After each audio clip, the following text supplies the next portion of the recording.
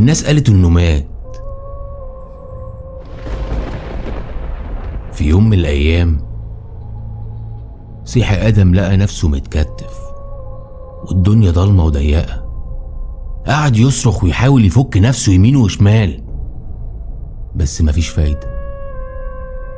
وبعد وقت مش قليل فهم ان هو مدفون.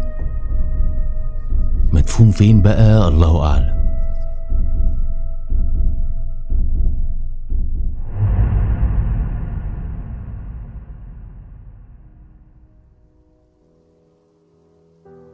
اللي من اسكندرية، تحديدا مواليد التمانينات، اكيد شاف الراجل اللي انا هحكي عليه دلوقتي. حكايات كتير اتقالت عنه، فيها اللي ممكن تتصدق وفيها اللي مستحيل العقل البشري يقدر يستوعبها. انا عن نفسي في حكاية فيهم بالذات هي اللي شدتني، ومعرفش لحد النهاردة هل هي حقيقية ولا من خيال الناس. بس اللي انا متأكد منه ان ما خفي كان اعظم.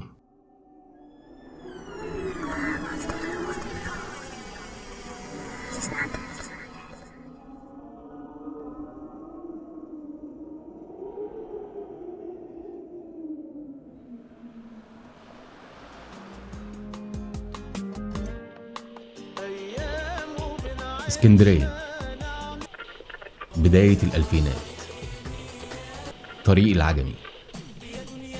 العجمي وقتها كان ليه طريقين بس، الطريق الصحراوي وطريق وادي القمر، مرورا بالماكس والدخيلة. واللي كان بيعدي من هناك غالبا شاف بطل حكاية النهاردة، آدم، أو زي ما بعض الناس كانوا بيلقبوه بآدم. آدم كان راجل في أول 40 تقريبا، بشرته سمرة، أعتقد إنه اكتسبها بسبب جريه في الشمس طول النهار. وطبعا كان جسمه ممشوق. لو بتعدي من الطريق ده أكيد كنت هتشوفه بيجري على كورنيش الماكس.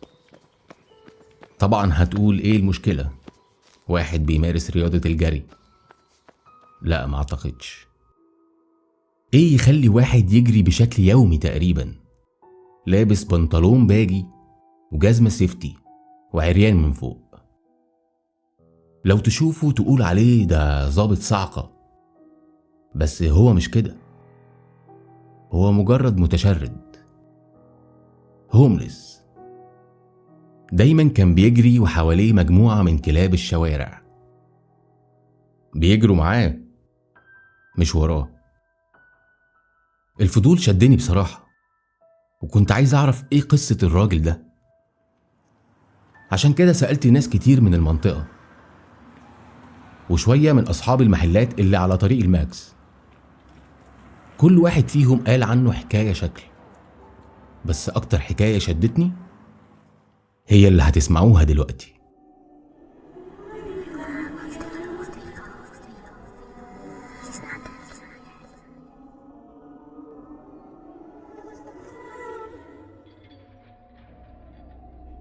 آدم ده كان متجوز، عنده عيال وبيت وحياة شكلها طبيعي جدا.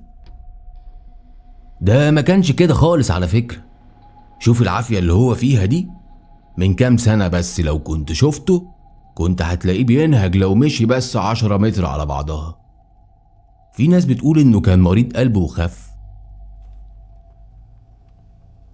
كان متجوز وليه حربوقة من النسوان اللي ما بتبطلش طلبات دي، سواء طلبات للبيت او طلبات تانية، انت فاهم بقى. في يوم وهو مع مراته حس بتعب شديد، كلم يحيى اخوه، جه خده وجريوا على المستشفى.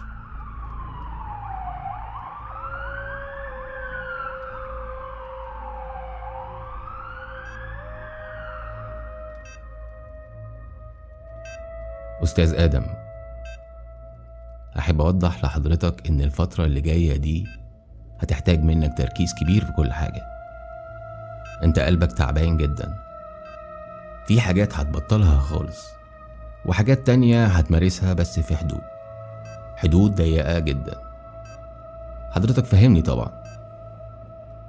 الأدوية اللي أنا هكتبها لك دي لازم تتاخد في مواعيد منتظمة. أستاذ آدم، أنت سامعني؟ أستاذ آدم، أنت معايا ولا إيه؟ آدم نزل من عند الدكتور وهو مصدوم.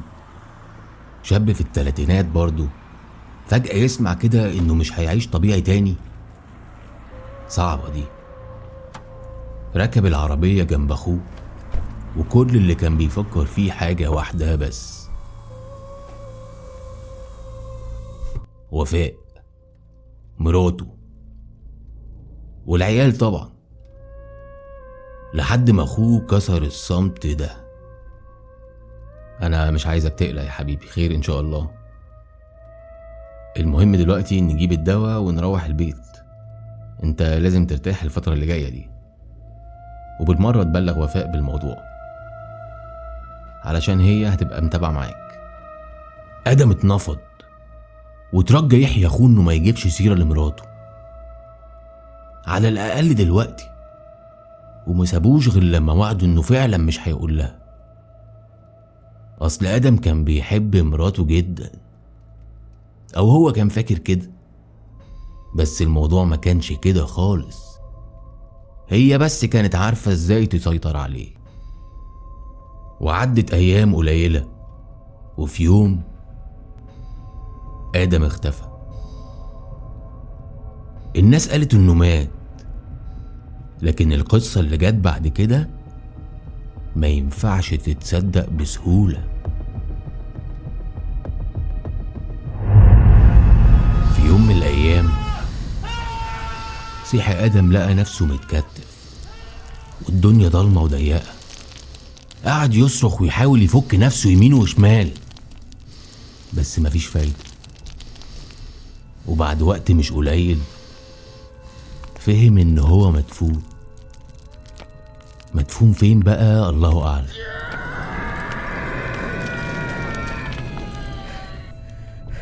بعد معافرة قدر يخرج، وساعتها عرف هو فين: مدفن عائلة ابو النور، اللي هو لقب عيلته. ايه اللي جابني هنا وازاي؟ اخر حاجة كان فاكرها انه كان في البيت مع وفاء، وانه تعب وجاتله الازمة.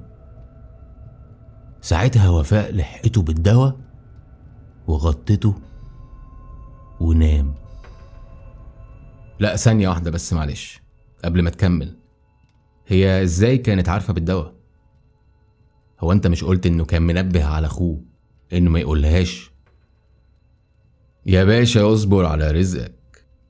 المهم خرج آدم من التربة مش قادر يسلق طوله، هفتان وضعفان، متبهدل والتراب مغطيه من فوق لتحت، لحد ما لقى أوضة منورة. قام جري ناحيتها. كان نفسه يشوف أي حد، أو يمكن كان نفسه يتأكد إن في حد شايفه وسامعه، وإنه لسه عايش يعني. ويادوب لسه بيخبط على الباب، قام فتح له الغفير وهوب ما استحملش ووقع من طوله. حاول يفوق الراجل بس مفيش فايدة. اخد بنطلون وقميص من بتوع الغفير وفضل يشرب مية من الزير اللي قدام الأوضة لحد ما بطنه اتملت. جري على البيت زي المجنون، وكل اللي كان بيفكر فيه لحظة اللقا، وقد ايه هيفرحوا لما يعرفوا ان لسه عايش. كان خايف عليهم من الصدمة يا عيني، بس للأسف مش ده اللي حصل. الصدمة كانت من نوع تاني خالص. آدم لما خبط على باب بيته أخوه يحيى هو اللي فتح له، فطبعا بشكل تلقائي حاول يدخل، بس ساعتها يحيى منعه. آدم افتكر إن يمكن عشان شكله متغير واللبس والتراب والبهدلة اللي هو فيها خلت أخوه مش عارفه. كان كل اللي نازل عليه ساعتها انه يقول له انا ادم اخوك، انا ادم اخوك، انا لسه عايش ما متش، ويزعق ويزق بيحاول يدخل.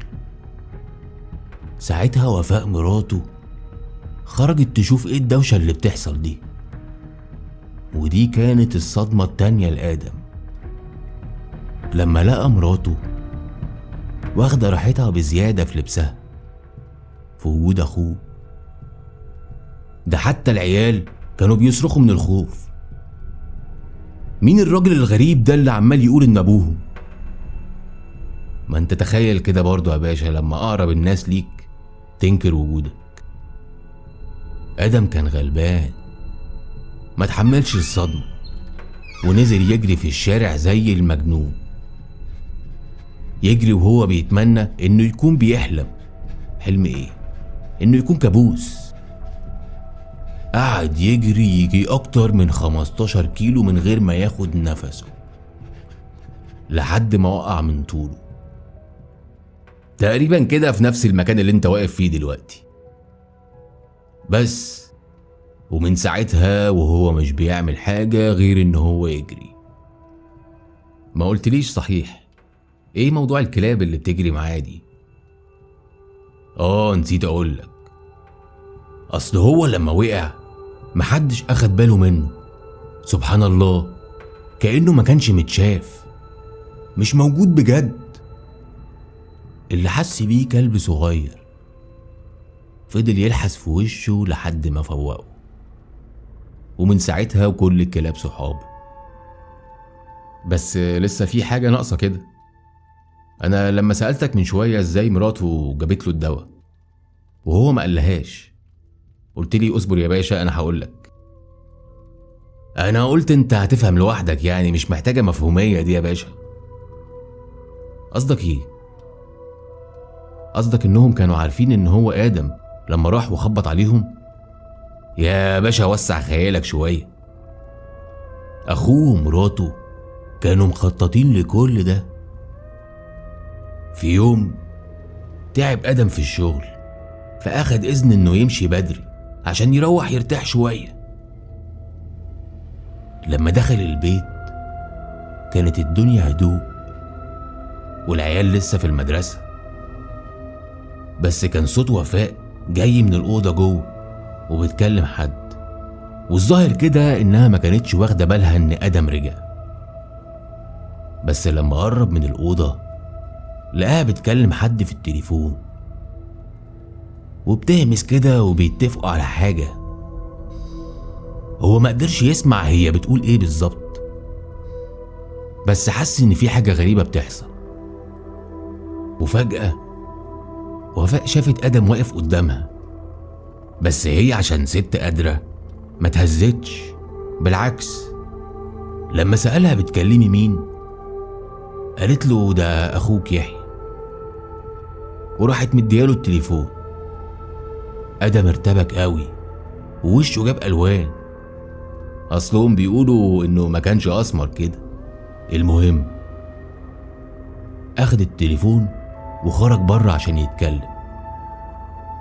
كان عايز يطمن ان يحيى ما جابش سيرة لوفاء، بس ساعتها يحيى اتلجلج كده في الكلام وما ريحوش.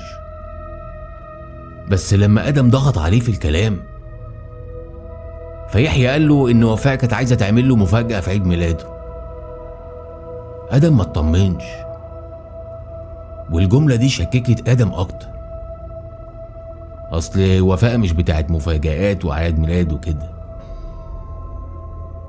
وما عداش يومين بعد المكالمة دي واللي حصل.